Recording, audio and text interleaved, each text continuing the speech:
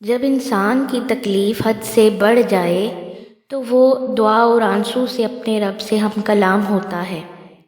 یہ آنسو اس وقت شدت سے بہتے ہیں جب آزمائش بہت طویل ہو چکی ہوتی ہے۔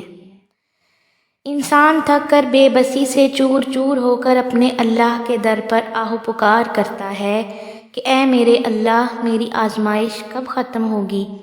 میرے درد، میری تکلیفیں کب مجھے راحت دیں گی؟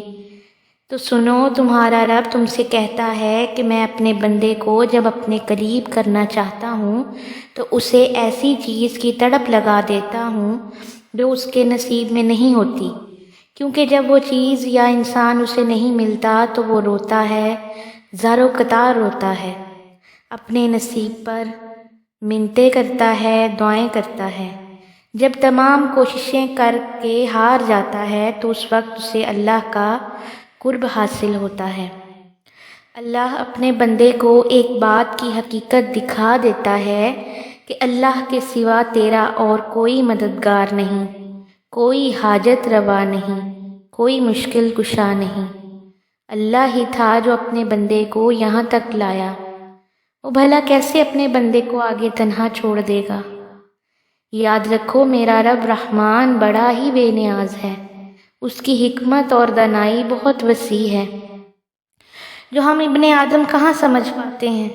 اور ایک بات تم ہمیشہ یاد رکھنا کہ اللہ پاک دکھ اسی کو دکھاتا ہے جس سے وہ بہت پیار کرتا ہے۔ انبیاء کرام علیہ السلام کی زندگیاں ہمارے لیے مثالوں سے بھری پڑی ہیں۔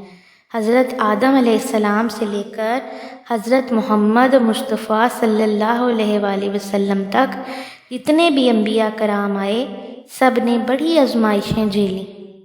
تو کیا اس کا یہ مطلب تھا کہ وہ گناہ گار تھے؟ نہیں، بلکہ وہ اللہ کے بہت ہی خاص بندے تھے۔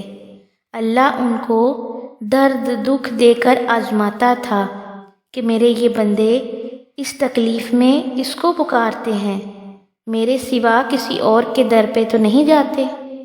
سنو، تمہارا رب قرآن میں کہہ رہا ہے کہ ہم مومن بندوں کو آزمائیں گے، بھوک سے، خوف سے، مال کی کمی سے، پھلوں کی کمی سے اور جانوں کی کمی سے۔ اور جو سچے مومن ہوں گے وہ ہمیشہ اللہ پر توکل کریں گے، تو پھر گھبرانا کیسا؟ یہ تو خوش قسمتی کی بات ہے کہ ہم اللہ کی نظر میں ہیں کہ اس نے اس قابل سمجھا اور ہمیں آزمائش میں مبتلا کیا۔ آزمائش لمبی ہونے کا سبب بعض اوقات کسی بڑی نعمت کے ملنے کی دلیل ہوتی ہے۔